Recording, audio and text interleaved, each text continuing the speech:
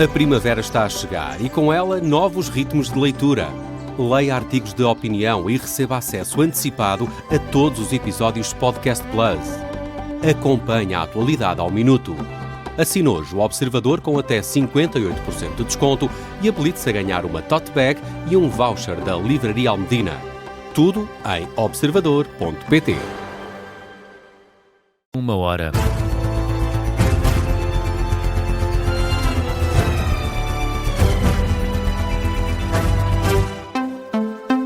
Arranca aqui o Jornal da Uma com a edição do Miguel Videira. Miguel, o Ministro das Finanças, fala num resultado histórico.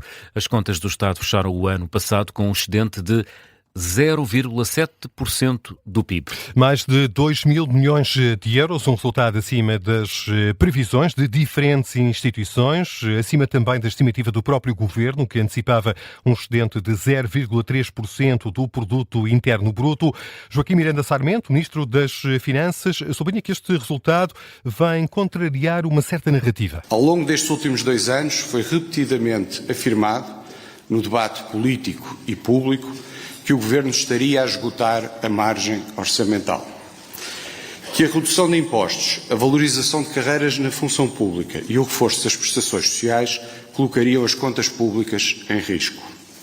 Esta tese foi amplificada por projeções que apontavam para saldos próximos de zero ou mesmo negativos. Hoje, os factos são claros. Esta narrativa estava errada.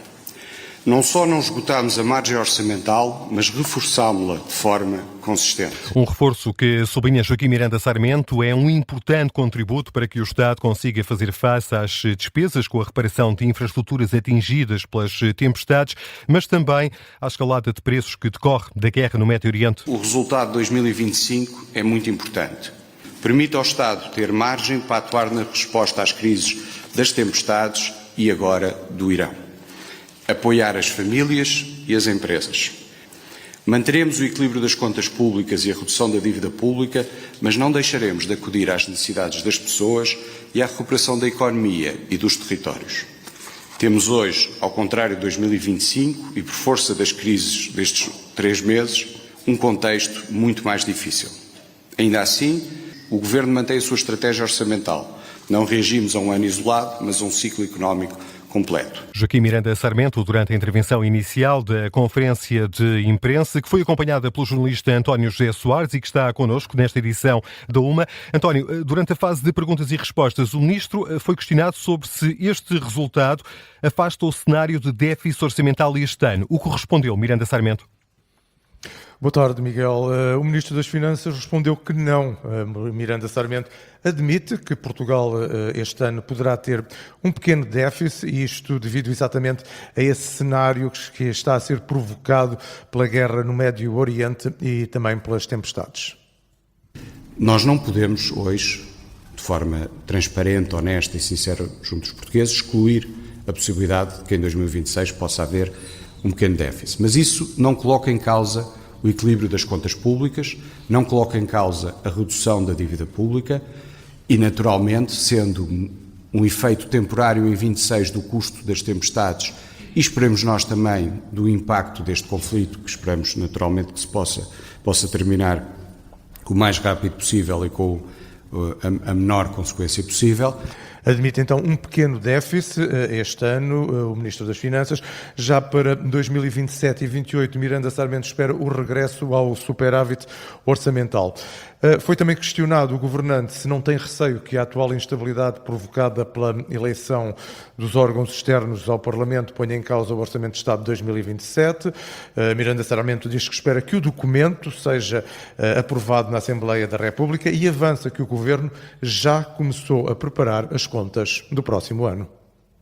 Nos tempos normais, antes da entrega, a 10 de outubro, apresentaremos e faremos as reuniões normais com os partidos na Assembleia da República, apresentaremos aquilo que são as nossas projeções, as nossas prioridades, as medidas e essa discussão far-se-á naturalmente, e eu creio que deve sempre, tal como aconteceu nos 2 orçamentos que já apresentámos e em que procurámos tornar o documento um documento eminentemente técnico, sem aquilo que se designa os cavaleiros orçamentais. Creio que a discussão deve continuar a ser uma discussão tranquila, serena e que chega a bom porto. O país precisa continuar a ter orçamentos de Estado aprovados. O Ministro das Finanças aqui a apelar à aprovação do Orçamento de Estado para 2027.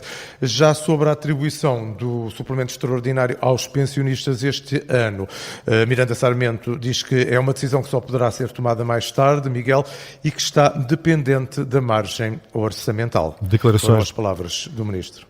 Joaquim Miranda Sarmento, acompanhadas por ti, António José Soares, repórter do Observador, que acompanhou esta conferência de imprensa a reboque da divulgação por parte do Instituto Nacional de Estatística do saldo orçamental o ano passado, 0,7%, um excedente. Já vamos tentar perceber, Miguel, o que contribuiu para este resultado das contas públicas acima do esperado, com a ajuda da editora de Economia do Observador, Alexandra Machado, mas antes vamos escutar as reações de alguns partidos com assento parlamentar. Começamos pelo PS, que não partilha a satisfação do Governo. De resto, o deputado António Mendonça Mendes, antigo secretário de Estado dos Assuntos Fiscais, questiona que motivos há para regozijar. O Ministro das Finanças não tem nenhuma razão para estar satisfeito com o resultado orçamental, quando as famílias portuguesas, quando vão à bomba de gasolina, pagam muito pelo combustível e, ao contrário do Governo espanhol, que baixou os impostos sobre os combustíveis, o Governo aqui fez apenas uma medida de faz de conta.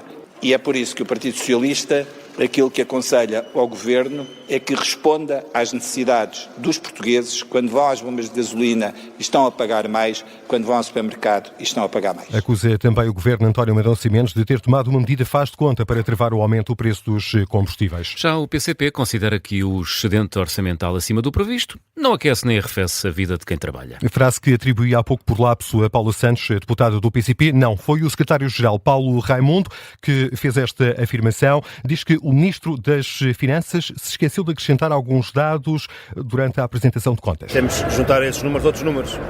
Temos que juntar o número de pessoas sem médico de família. Temos que juntar o número de pessoas com consultas por realizar. Temos que somar a isso as pessoas que viram as suas urgências de obstetrícia encerradas, os bebés que nasceram nas ambulâncias. E, portanto, há várias razões para esse excedente ter aumentado. Várias. Mas há uma que é de certeza, que é isso que só pode responder a uma falta de investimento que faz falta e que não foi feito por parte do Governo. Paulo Raimundo acusa o Executivo de acumular riqueza, por exemplo, à conta dos cortes no investimento público. No reverso da moeda, os partidos da AD celebram um excedente orçamental, tanto CDS como PSD, falam de um resultado histórico que, sublinham, merece ser hoje celebrado. E agora sim, Miguel, vamos lá então perceber o que contribuiu para este saldo orçamental de 0,7% do PIB o ano passado. Com a ajuda de Alexandra Machado, editora de Economia do Observador, e que nos faz o favor de nos acompanhar nesta edição da UMA. Alexandra, boa tarde. Já aqui referi, o Governo antecipava um excedente de 0,3%, o excedente é, de acordo com o INE, de 0,7%. O que é que contribuiu para este resultado, substancialmente, digo eu, acima do esperado? Várias coisas contribuíram para este resultado. Coisas do lado da receita e coisas do lado da despesa, que no fundo é o que depois dá o saldo. Na receita, apesar da descida, nomeadamente do IRS, o Estado conseguiu arrecadar mais impostos do que estava projetado e estimado. Isto significa que o crescimento da economia, a estabilidade ao nível do emprego e a subida de salários, a média de salários subiu em Portugal em 2025, estes três fatores contribuíram para que, a nível de impostos, não houvesse impacto a puxar para baixo, puxou para cima. E essa receita fiscal, que foi maior do que a projetada inicialmente, contribuiu aqui um bocadinho para que o saldo fosse melhor. No lado da despesa, foi o contrário, ou seja, a despesa foi menor do que a projetada inicialmente. Nomeadamente no investimento público. O investimento público ficou, mais uma vez, e como tem sido prática nos governos anteriores e neste governo também, o investimento realizado foi menor do que o projetado e mesmo a nível de outras componentes de despesa, como o consumo intermédio, a aquisição de bens e serviços, também ficou abaixo da projetada. Na componente de despesas com encargos com pessoal, portanto remunerações, aí sim ficou acima de o projetado, mas no cômputo global a despesa ficou abaixo da projetada, que também contribuiu para que o saldo fosse melhor do que inicialmente projetado. Já escutámos aqui algumas críticas de partidos de oposição dizerem que o Governo chegou a este resultado, por exemplo, à custa dos cortes no investimento e cativações. Foi de facto assim? O investimento, de facto, foi menor do que aquele que estava estimado inicialmente na proposta do orçamento para 2026. O Governo também já tinha feito uma estimativa sobre o que é que poderia ser a execução de 25 e, de facto, o investimento público esperado era maior do que o que efetivamente foi realizado. Falta perceber a razão. Ainda que, por exemplo, na defesa tenha sido maior do que antecipado. Falta perceber porque é que houve um investimento não executado.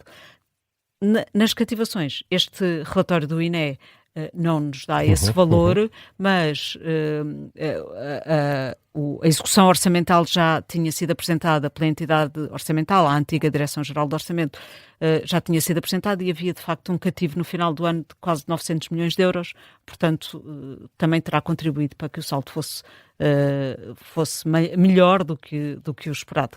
Alexandra Machado, obrigado pela tua presença neste jornal da 1h, editora de Economia do Observador, aqui a ajudar-nos a perceber um pouco melhor por que motivo tivemos um saldo orçamental de 0,7%, superior ao estimado pelo Governo e por diversas instituições. E agora, João, temos aqui de novo connosco em estúdio o Martim Madeira, que nos ia falar sobre o conflito no Médio Oriente, com algumas informações sobre o conflito no Médio Oriente. Não sei se ainda temos tempo para isso. Vamos a isso. Vamos a isso, então.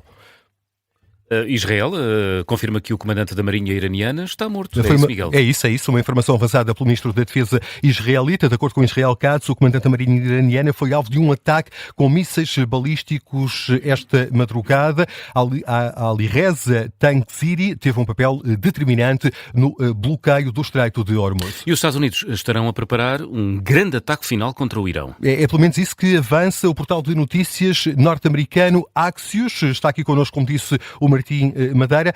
Martim, o que é que pretende a administração Trump? No fundo, de acordo com a imprensa norte-americana, é um último grande ataque que daria ao Presidente dos Estados Unidos não só uma posição mais robusta nas supostas negociações e mais um argumento para declarar vitória no conflito. Em cima da mesa estarão 4 opções para Donald Trump, isto tendo em conta o possível envio de 3.000 paraquedistas e 5.000 fuzileiros. Ora, o primeiro é invadir ou bloquear a ilha de Kark. E porquê é que esta ilha é importante, Martim? Esta ilha é conhecida como a Ilha do Petróleo e é considerada a joia-coroa do Irão e situa-se entre 25 a 30 km da costa iraniana, contém o maior terminal de exportação de petróleo do Irão, é responsável por cerca de 90% das exportações iranianas, sendo o grande destino destas exportações a China. É também uma das grandes fontes do rendimento da Guarda Revolucionária Iraniana e Donald Trump, no dia 13 de março, tinha anunciado que esta ilha foi alvo de ataque que destruiu todos os alvos militares presentes na ilha, deixando a parte petrolífera intacta. A segunda opção, Miguel, é invadir a ilha de Larak, que é uma ilha importante porque ajuda o Irão a controlar o Estreito de Hormuz. Ora, a terceira é tomar a ilha de Abu Massa, que fica na entrada ocidental do Estreito e é controlado pelo Irão, apesar de ser reivindicada pelos Emirados Árabes Unidos. E a quarta e última opção é bloquear ou tomar o controle dos navios que estão a exportar petróleo iraniano pelo lado oriental do Estreito de Hormuz, ou seja, no fundo, não deixar que os petroleiros iranianos saiam do Estreito. É isso que avança o portal de notícias Axios, informações aqui detalhadas pelo jornalista do Observador, Martim Madeira. É o ponto final no Jornal da 1.